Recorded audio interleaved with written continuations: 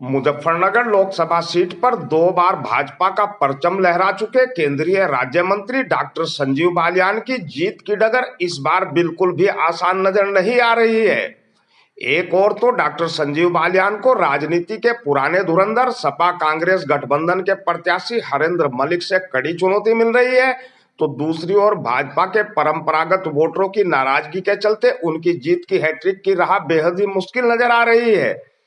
Muzaffarnagar seat पर त्रिकोणीय चुनाव में होने का दावा करने वाले त्यागी भूमिहार ब्राह्मण समाज समर्थित निर्दलीय प्रत्याशी सुनील त्यागी जहां संजीव बालियान की राह मुश्किल करते दिखाई दे रहे हैं, तो राजपूत समाज से नंदकिशोर पुंडीर राष्ट्रीय जनलोक पार्टी से ताल ठोककर उनके वोट बैंक में सेंध लगा रहे हैं। ठाकुर चौबीसी से भी संजीव बालियान के जबरदस्त विरोध की खबरें आ रही हैं।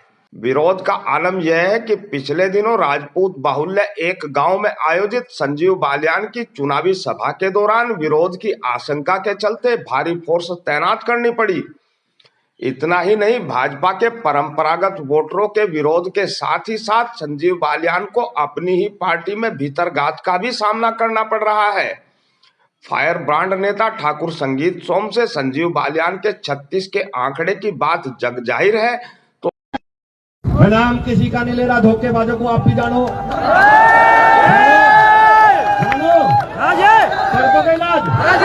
अब से मैं भी आऊं जब कुछ कहना तो इनका कुछ सुन के पार्टी इलाज करके बाकी में देखा। इसलिए आप लोगों से कहना चाहता हूं, और देखें हम किसी को नहीं कह रहे भाई तो धोखेबाज है वो समझ रहे होंगे, हम किसी का नाम नहीं ले रहे, हमें नाम लेना भी नहीं, जो धोखेबाज हो अपने आप समझेंगे। अब भाजपा के सहयोगी दल रालोद के विधायक मदन भैया के भी संजीव बालियान से कन्नी काट लेने की खबरें सामने आ रही हैं।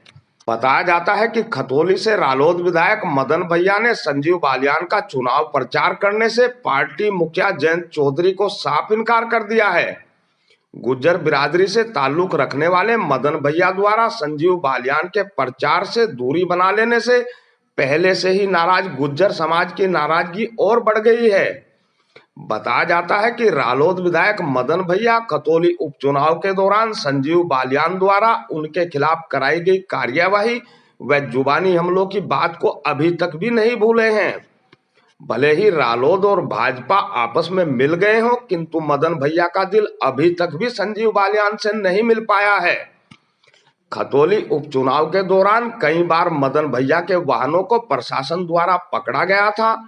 विधायक बनने के बाद खतौली आते समय उनके काफिले को भी प्रशासन ने रोक दिया था।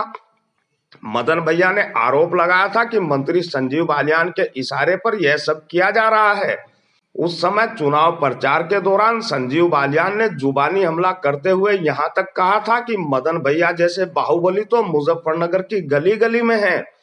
बताया जा रहा है कि खतौली उपचुनाव के दौरान हुई इन सभी बातों की टीस अभी भी मदन भैया के दिल में है। इसी के चलते मदन भैया ने संजीव बालियान का चुनाव प्रचार करने से साफ इनकार कर दिया है।